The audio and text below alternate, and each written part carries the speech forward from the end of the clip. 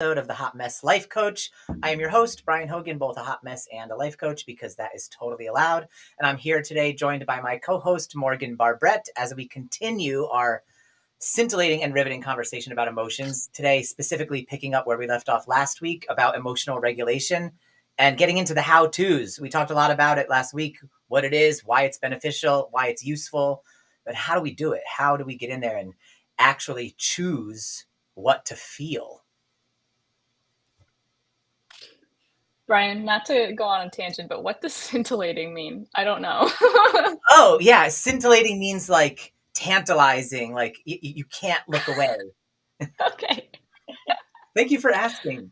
Thank you for describing our conversation that way. Oh, yeah, right on. We'll see if the internet land agrees, but for me, they're scintillating. Awesome. Cool. So, yeah, today we're going to talk about like a couple different, well, probably many different ways of approaching emotional regulation, some strategies we can use. And then hopefully you can pick and choose what sounds good to you, what sounds like it would align best with like your lifestyle and what would be most enjoyable.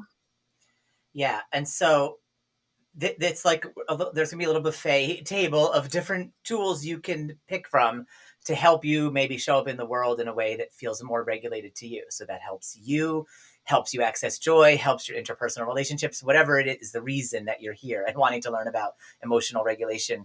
I wanted to Mm-hmm. start, if it's okay, by there's these two primary sections of the brain that really have to do a lot with emotional regulation. That's the limbic system, which is like where the fight or flight stress response kind of is housed. And then there's the prefrontal cortex, which is the brand new part that holds all the language that we've talked about. And like language is the thing that we really barely know how to use as human beings because it's so new to us. Mm-hmm. And so the emotional regulation falls apart when the limbic system and the prefrontal cortex don't have a good relationship. And so if throughout your life you haven't been practicing feeling an emotion and then deciding if it's rational or not with your prefrontal cortex, you will end up as an adult with anytime something comes that would trigger emotions, the emotions overwhelm you because the rational mind goes completely offline at that time, because that's the function of the limbic system. But through Yeah. practice, you feel the thing in the limbic system, whatever emotion it is, shame, guilt, horror, fear, and then you go, was that?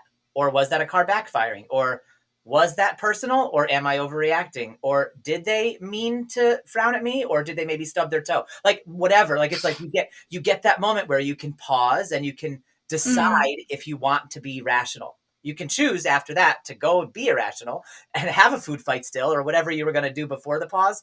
But in the pause, you get to choose. Am I going to be rational or am I going to be irrational? And in the choice is where you get to regulate your emotions. Well, I think the pause itself is like the rational mind kicking in, like even being able to access a pause and not immediately like interpret the situation without any capacity for nuance.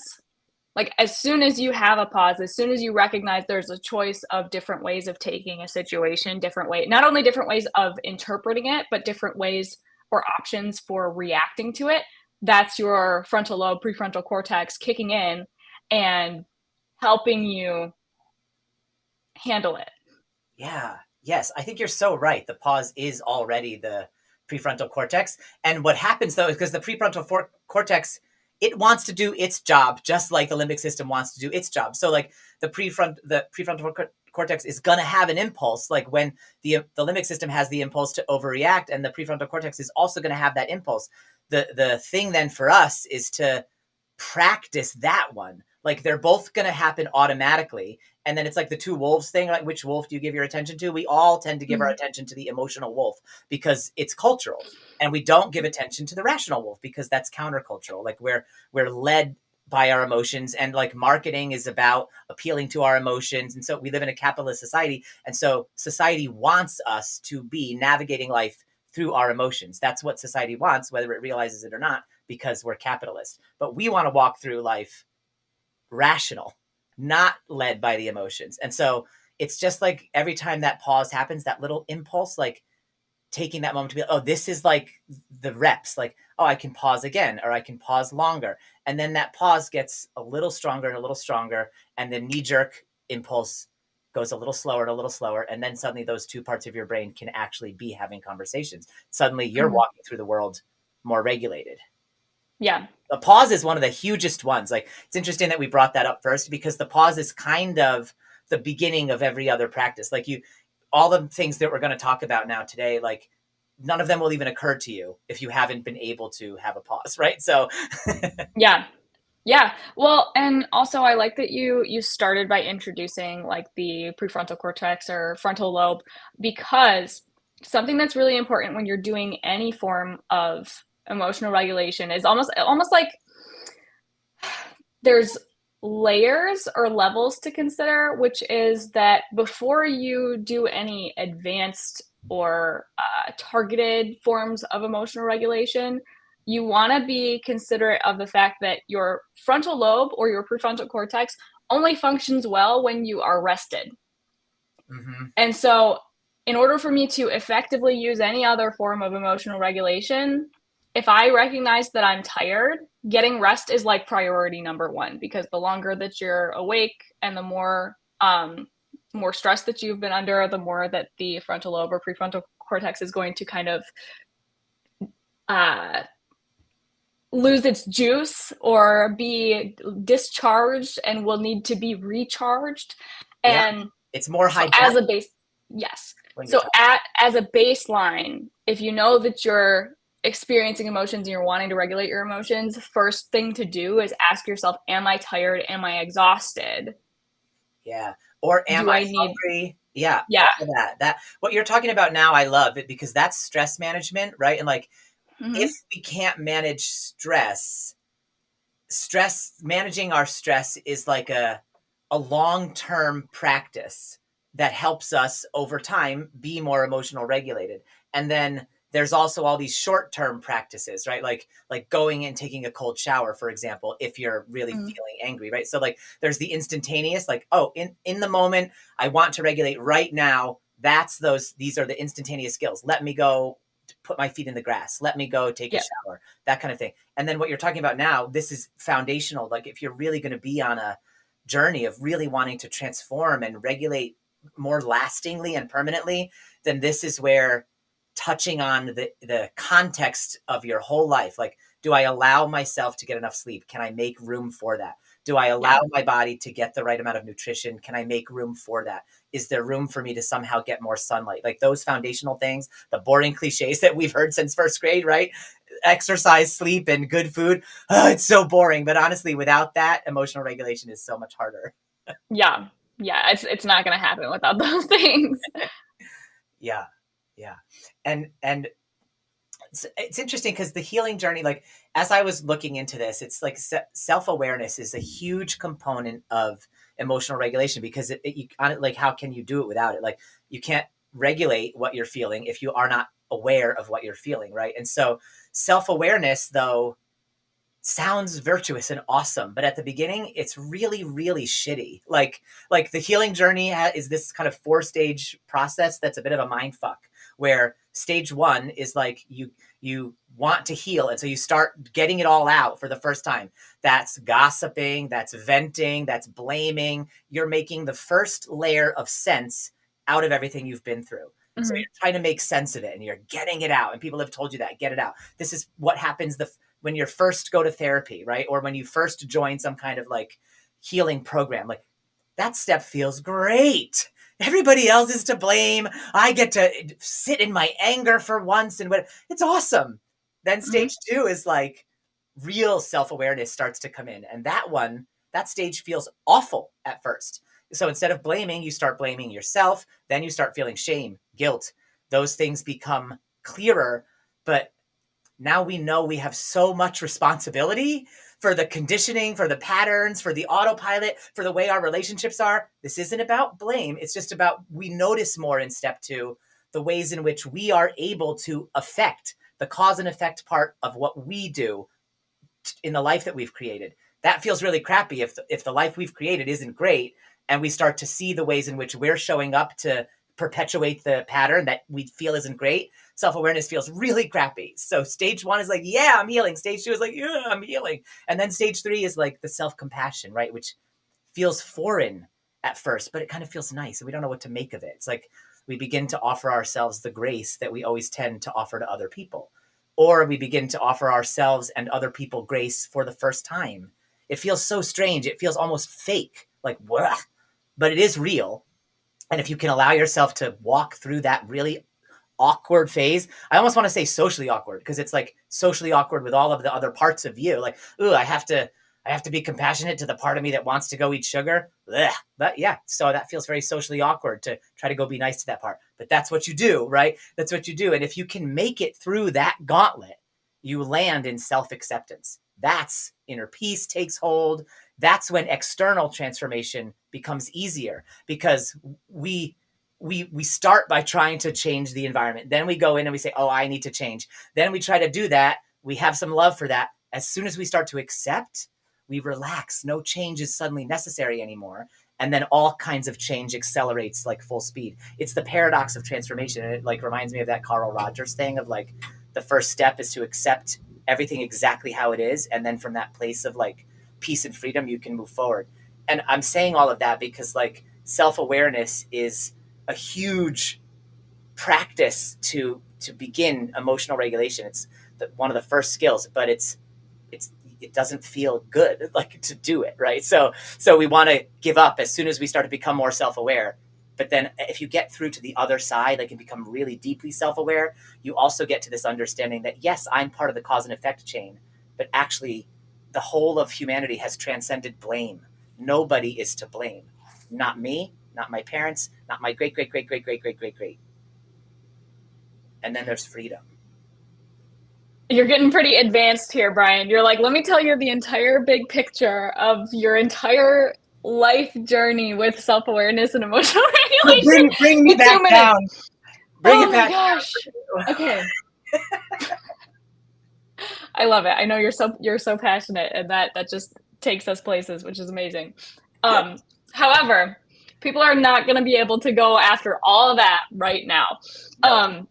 So there was something you said towards the beginning of that I wanted to comment on, which was you said that we can't regulate if we don't know what we're feeling.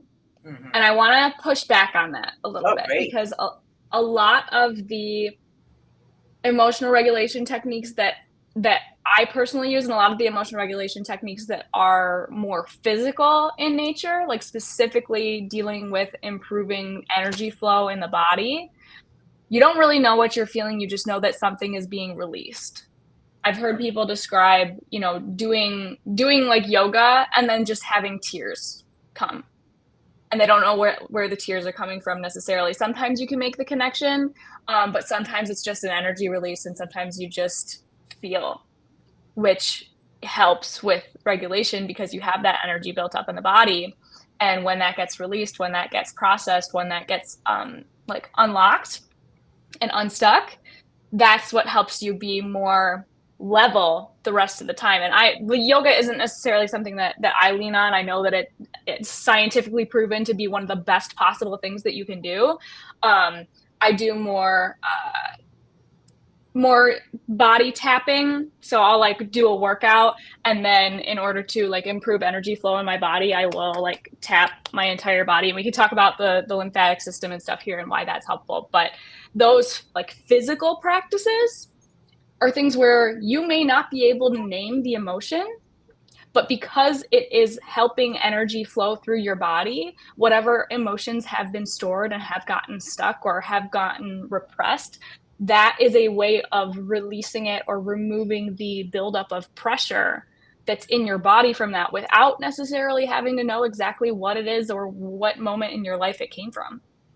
Yeah, I think that that's totally true. And I've actually had those experiences in yoga, because I do yoga where like actually a certain pose, like the pose itself it's hard. Like it's a pose where a little bit further and you would tear a muscle, that kind of thing. And like Yeah. that kicks up all this fear, right? And then as it kicks up the fear, it kicks up this anger. And it's like other emotions. That's what the pose is meant to do. It's like the pose is there to help to open the thing. And sometimes it's tears, like you said. And so I have had those experiences, and they aren't necessarily exactly connected to something cognitive. So that's right. So in that sense, you don't need that self-awareness, like that cognitive awareness of like, oh, I'm feeling angry, right? But there is still this self-awareness that's there, like um, you can at least be in touch with your body, like, oh, I'm feeling this heaviness, or like, oh, I'm crying now, right? Like that, Mm-hmm. it's like the sensations, just that being in touch with. But I think you're so right, like the ability to name it on the emotions wheel, like that is not necessary in order to regulate it, like, oh, full stop. Mm-hmm. I think that's so true. Yeah. Yeah. So do you want to get into individual forms of emotional regulation? What's your favorite? What do you normally lean on?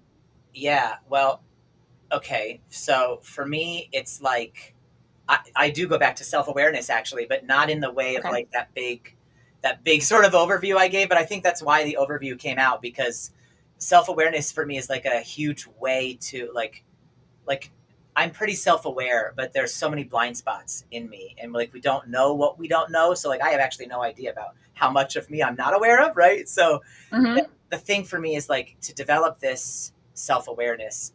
It's a regular practice for me of asking myself these questions, like, and it can happen anytime. Like, oftentimes I will employ this skill when I'm feeling something on the side of suffering, you know what I mean? Because that's when it reminds me to do this. But also, I will sometimes practice it for no reason in the middle of the day because it just reminds me to stay more aware. So, all it is just asking these simple questions, like, and you can do it anytime. What questions? Here they are. Question one Okay. is, what am I feeling right now? And Mm-hmm. that's about emotions. It's not about your body. So you just ask it like at any point. Usually when this triggers for me, it's like I've noticed I'm feeling mad or sad. And so I'll say, what am I feeling right now? Because just to deepen my connection to my emotional landscape, right? The other one is Mm-hmm. just, what am I thinking right now? Because Yeah. we have the thoughts all the time, but we don't necessarily track that we're thinking them. But even though we're not tracking it, the fact of thinking them is creating the physiological responses and stress, right? Like if you're thinking this automatic thing, like, I don't know what's for dinner, I'm not sure I have time to go to the store, da, da, da, like you're going to feel stressed, but you're not aware that you're thinking that. So you're stressed, you're thinking that, the awareness isn't there. So once in a while throughout the day, Yeah. you just ask yourself, what am I feeling right now? Or what am I thinking right now? And it deepens your self-awareness of like how those things are related. And the third question Oh is, yeah. what am I sensing right now in my body? And so that's so emotions, thoughts, or sensations. To me, those are Yeah. sort of three levels of the human condition that are most often drop out of our awareness because we're so Mm-hmm. aware of the physical world, the external world, the internal world of emotions, thoughts, and sensations. We drop away. So Yeah. in that practice helps me to Right. regulate my emotions.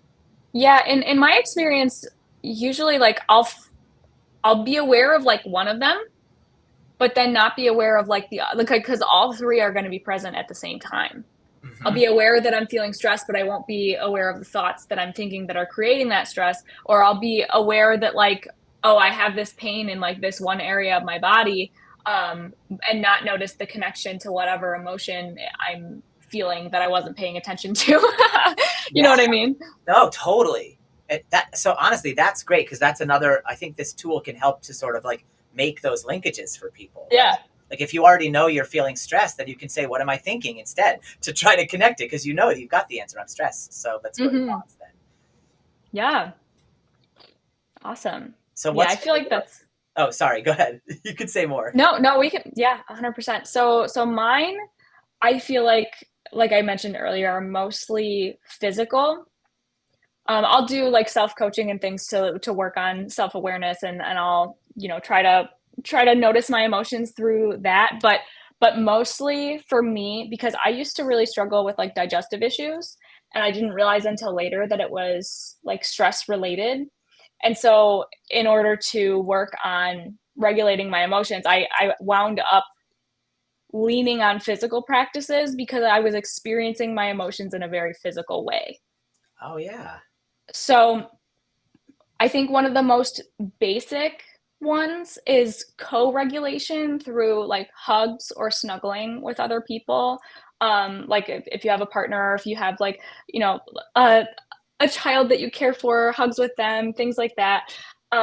There's something that is like full body calming that almost it's easier than I think breath practices. If you have someone that you can hug and that you can just relax with, um, for the amount of time, for maybe like a couple breaths, I think that like has a full body effect, um, in a way that a lot of times I haven't been able to access through breath work, even though I know breath work does the same thing in some ways.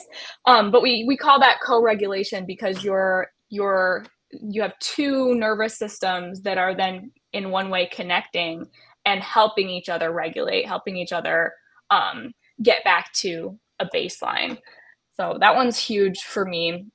I've heard before somebody say, and this isn't a hard rule, but like if you're hugging your child, never be the first to let go, Hmm. because one of the primary ways that like small children will regulate is through hugs.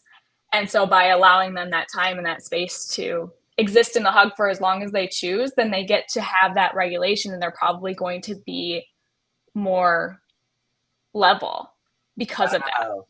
I'm so glad that you told me that part. Like I knew about hugs, but like I live with my niece and nephew who are 6 and 10, and I will Yeah. be doing that now. Just hold Yay. them tight until they let go. Like that's such a winning idea. Thank you. Yeah.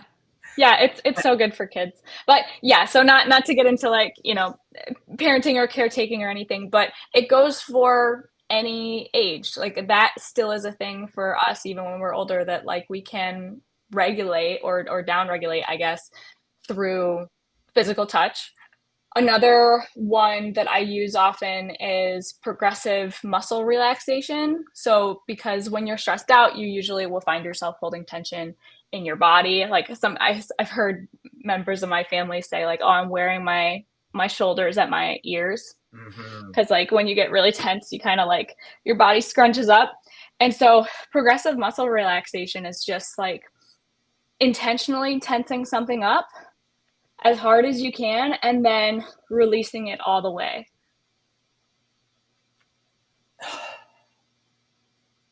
Uh, Sona, I hope I'm pronouncing that right, says, "What if you have no one to hug? You can also help yourself regulate by hugging yourself and then adding that breath work in." Yeah, I'm so glad that you addressed that, and I'm Yeah. so glad, Sona, that you brought that up because I wanted to go back, Mo, to what you were talking about connection and co-regulation before because that's one of mine too. Like Yeah. co-regulation is huge, connection is huge, and so a Mm-hmm. key element of emotional regulation is connection. But you can emotionally regulate without it. So if Yeah. you're in isolation, you can still do this practice of regulating your emotions. But most of Yeah. us have some choice or can create, join, or build or nurture a sense of community. And so connection and co-regulation, it's bigger than just hugs. That's the other thing I want to say, right? Like, so hugging is huge and there's so much scientific literature to support that. It's also true with your pet. It's also true Yeah. with locking eyes with somebody you love or a pet. However, there's also plenty of scientific literature about the nature of community and connection in general. So if you don't Yeah. have someone that you can physically co-regulate with, maybe you can join like-minded communities on Zoom or in your town, like, or the library, like anything at all where you find people that can hold the same values as you and hold space for you as you regulate. It reminds me of this quote that we got from Martha that's actually came from Hafiz, which is like an ancient mystic poet. And it's the quote is like, "Are you troubled? Then stay with me, for I am not." And that's like to me what co-regulation is in a nutshell. It's like, I'm calm, I've got you. And that can be a hug, but it can be a virtual community too. So if you're out there listening to this and you're thinking, I don't have somebody physical, it can be somebody virtual and it can be self compassion. Those work, they all work. Well, and also, especially for anybody who isn't really into like physical touch, because there are plenty of people who don't want that. Period. Another awesome form of co-regulation is like laughter. Like if you Mhm. can talk with another person and be laughing, or even if you're just like watching a funny show and you're laughing, like the laughter also like activates your parasympathetic nervous system, and that has a similar effect as well. I remember when I was little, my mom was in kind of like a stressful environment. She was running her own business, and a lot of stuff was happening with that just was hard for her. And when she would come home from work, this is when I was like very small, so I didn't really understand this till later when we talked about it. She would come home from work, and my brother and I would be like, "Mom, let's watch America's Funniest Home Videos." And so we would sit down and we would watch it and we would just laugh. And she always like recalls that and says like that's what got me through that time. Wow. Just that we could sit down and laugh together, because that a like releases energy and allows, opens up the flow of emotional energy in your body, but it also helps your system regulate. It helps you feel like you can get back to a baseline. And it also, I think just feeling positive emotions in general in any form is also a form of like regulation. If you can access those, period, it balances out anything else that is straining your system. Yeah, and laughter is so good because laughter and also smiling is what's coming to mind. Those are Mm-hmm. both they're like outward manifestations of having the ability to access joy. And so you can Yeah. actually be laughing even while you're grieving, but the laughing still is mixed with joy. You can't help it. Same with smiling. Mm-hmm. Like, you can smile while feeling regret or guilt or remorse because someone's maybe showing you like, hey, I'm going to let you off the hook. So you could be smiling and still feeling the weight of all those emotions. The smiling is still mixed with joy. So it's like it can't not be, right? That's what the Mm-hmm. science is telling us. So if you laugh, if you smile, you're up trying to allow yourself to mix joy in with whatever's going on. Now, I want to be caution here about this. Like, never ever do never go into the realm of toxic positivity. So like if you're feeling some kind of way and really what's appropriate for your system is deep grieving and you just aren't comfortable with grieving, trying to smile your way out of it is not going to work because that's suddenly an Mm-hmm. avoidance tactic. You are emotionally regulated, you're just sad, right? And so smiling is not going to change that. Like, you have to deal with feeling sad, right? So this idea of Mm-hmm. smiling and laughing, it's to help you when you need to regulate and center yourself when in a crisis moment or in a hard time, right? Like, laughing and smiling is not going to be swap outable with going through your grieving process. Mm-hmm. Does that make Yeah. sense? Yeah. Yeah. Yeah, 100%. No, I'm glad that you brought in the like we're not here for toxic positivity, because that's, I mean, it's toxic positivity is I think of it as just like kind of gaslighting yourself a little bit. Yes. Totally. Um It's not the truth anymore. You don't actually which feel that way. right. And that's exactly the type of thing that like creates a buildup of repressed emotions. So just be careful if you feel like you're trying to force a positive thing that you genuinely don't believe. That's toxic positivity. Yeah. And this is all like everything that we do in life, we're experimenting here. So, like, yes, like, you don't want to veer into toxic positivity, but it's not so serious that you can't try it. If you think you're emotionally dysregulated and you want to try smiling or laughing and hey, that doesn't work and you feel like you forced something and it feels okay, then you can drop that. Mm, You didn't damage yourself. No harm, no foul, right? We're mad scientists in the lab of yeah. our psyche and we're just trying to make things work to transcend suffering. Like, that's all. And so there's nuances here. Like, joy works, but or it could be an avoidance tactic, right? So it's both, and you just figure out which one you're doing in that moment. Yeah. One other Yeah. one other tool I want to share with the last couple of minutes, is that okay? Is about Go self for it. compassion.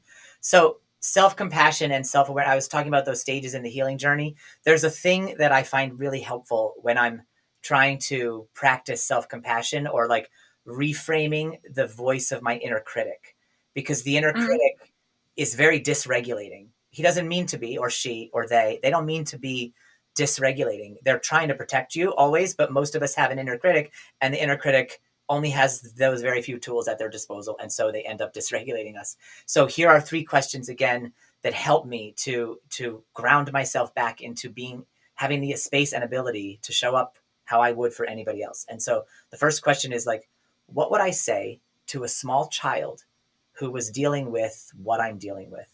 Or if they couldn't be because it's something like a career thing, then what is the amalgam? Like, okay, so for me it's a board meeting, for them it's they have to turn in their finger painting, whatever. But like, if they were dealing with that stress, the same idea, how would I treat them? How would I handle them? What would I say to them? The second question is, how would I treat my best friend if they were going through this exact thing? And then the third one is, imagine yourself as a small, scared, wounded animal, and then offer yourself the tender energy that imagined image inspires. Those three things, like, they can help to interrupt the inner critic. It's again just like, if you have the moment to pause, just try one of these. You may hate it, then you never have to do it again, right? But we're experimenting. Just try things out and you see what works for you. yeah. Well, and And also, sometimes it can be helpful if you have anybody in your life who is able to see things in a compassionate way.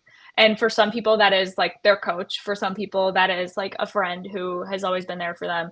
Um, Leaning into connections with those people can sometimes just increase your exposure to compassionate ways of thinking. So, like, you might be beating yourself up, but then when you express that to them, they'll be like, oh no, like, it's not that you did this thing wrong, it's that this is an opportunity for blank blank blank. And the more exposure and touch points that you get to a more compassionate way of looking at something, the more likely that you're going to start developing an internal voice that is compassionate like that. I Yeah. actually just this past week, I was working with one of my clients, and they said that, like, through working together, they have developed a second voice Mm. in their mind where their inner critic will pop in and it'll say some shit, and then they're like, they called it their inner cheerleader. Their inner cheerleader will chime in and fight back against it, and now those voices are equal instead of it just being one voice that is like tearing you down. Yeah. That's beautiful. And that goes right back to the connection thing. Like, these are all connected. And so we just wanted to share this. We aren't, I'm not the most emotionally regulated person. I'm no emotional regulation guru. I still lose my temper. I still fall on the floor in fits of sobbing. I still feel all the feels, Mm-hmm. but I'm trying to navigate them. And I wanted to share what I've learned with you guys. And I know Mo has that same heart. So we hope this Yeah. was helpful and useful. Yeah. I feel like we didn't even get through like a third of all the ways that you can emotionally regulate. It's so But true. So if anyone's listening to this or you watch this later and you want to know more, just put questions in the comments because we'll get notifications and we'll keep the conversation going. That's the whole point of this. yes. So I guess with that being said, is there anything else you want to say before we close? Just experiment and know that any form of movement is going to be a win. Yes. Right on. So until next week, we will be back at 9 a.m. with episode 9. Until then, be hot, be messy, and be blessed. Much love, everybody.